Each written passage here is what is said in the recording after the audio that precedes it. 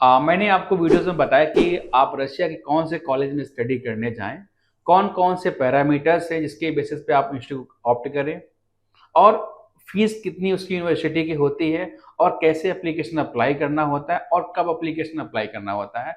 Already हमारे इस channel पे वीडियो पड़े हुए हैं, उसको आप देख सकते हैं अगर आपने नहीं देखे हैं। लिंक आपको ऑलरेडी दे दिया गया है। जब आपका एडमिशन हो जाता है, अब जब वहाँ पहुँच जाते हो, पहुँचने के बाद मेन मुद्दा होता है कि वहाँ पर मंथली एक्सपेंस कितने होंगे। तो रशिया में क्या है कि दो तरह कैंपस होते हैं। एक होता है जिसमें ऑन कैंपस सारी फैसिलिटीज होती हैं, जिसमें यूनिवर्सिटी कैंपस के अंदर हॉस्टल है, हॉस्पिटल, बाकी चीजें होती हैं। एक होता है कि जो कैंपस होता है वो पूरे शहर में फैला होता है।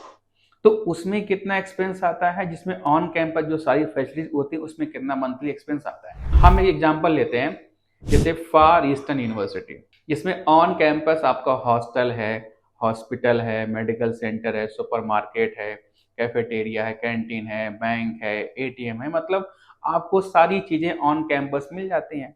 तो इसमें मंथली एक्सपेंस कितना आएगा? देखो, सबसे अच्छी बात है कि इसमें आपको बेवजह शहर के अंदर ट्रेवल नहीं करना पड़ेगा, क्योंकि जो आप ट्रेवल करते हो तो उसमें कम से कम ये मान के चलिए 2 से 3 हज़ार रुपए को खर्च लग ही जाता है।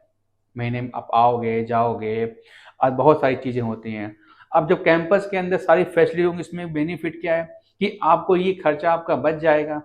तो इसमें समझ लीजिए कि फूड का और आपका पॉकेट मनी तो इसमें जो एक्सपेंस आएगा फूड का, कम से कम आप समझ लो कि 8 से 9 हज़ार रुपए मंथली आपको लग जाता है। एक हेल्दी डाइट के लिए आप 8 से 9 हज़ार रुपए पर मंथ लेके चलें बजट, और 4 से 5 हज़ार रुपए आपका लगता है पॉकेट मनी। तो मतलब 12 हज़ार रुपए एक सफिशियंट अमाउंट है बच्चे के लिए, मंथली एक्सपेंस के लिए। और रशिया में 10 महीने ही स्टडी होती है, 2 महीने वहाँ छुट्टी होती है। तो 10 महीने का आप जोड़े तो तकरीबन मोटा मोटा आपका 1,20,000 रुपए खर्चा हो गया।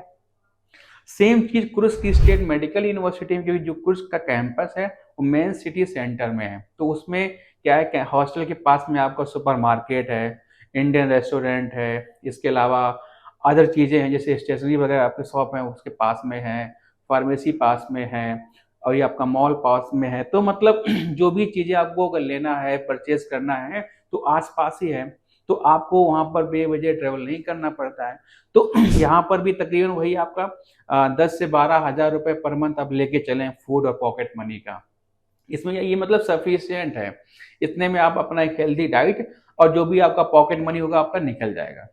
अब हम बात करते हैं कि जिसमें ऑन कैंपस, जिसमें हॉस्टल नहीं होता है या फिर सुपरमार्केट दूर होती है हॉस्टल से, उसमें कितना खर्चा होता है। हम बात कर लेते हैं कजान सिटी के बारे में, हम कजान फेडरल के बारे में बात करते हैं।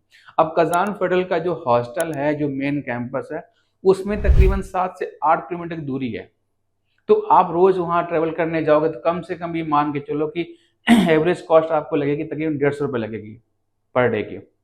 जब आप ट्रॉम वगैरह से जाएंगे या बसेस वगैरह जो वहाँ के सिटी चलती है उससे जाओगे, अगर टैक्सी जाओगे तो ज़्यादा खर्चा आपको 250-300 रुपये आएगा आपको आने जाने का।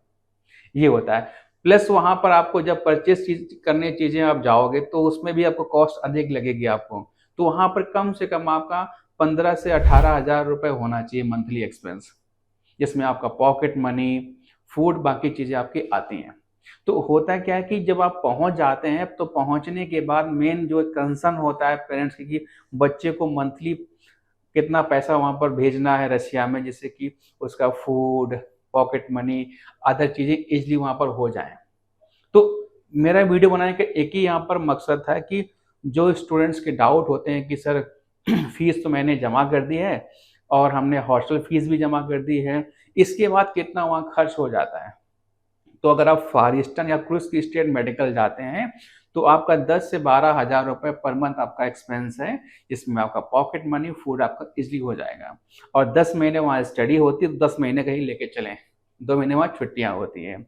बाकी जगह जैसे कि आपका कजान है, बाकी जो सिटी है वहाँ पर कैंपस काफ़ी फैला हुआ है, सिटी काफ़ी बड़ा है, और बच्चों को वहाँ पर ट्रेवल करना पड़ता है। तो बहुत सारी चीज़ें, फैक्टर्स मैटर करते हैं। तो उसके बेसिस पे आप अपनी यूनिवर्सिटी को ऑप्ट कर सकते हैं कि लिविंग कॉस्ट कितनी होना चाहिए। तो ये एक्चुअल रिव्यू था रिगार्डिंग आपका लिविंग कॉस्ट। ये जो वीडियो बनाने का मकसद था वो पूरा हो गया। आई थिंक सभी स्टूडेंट्स के डाउट क्लियर हो चुके होंगे। फिर भी अगर स्टूडेंट को कोई डाउट है रिगार्डिंग लिविंग कॉस्ट या फिर वहाँ पहुँचने के बाद कौन कौन से खर्चे एक्स्ट्रा होते हैं, तो उसके रिगार्डिंग आप हमें कॉल कर सकते हैं और सारी उसके बारे में इन्फॉर्मेशन ले सकते हैं। Thank you so much.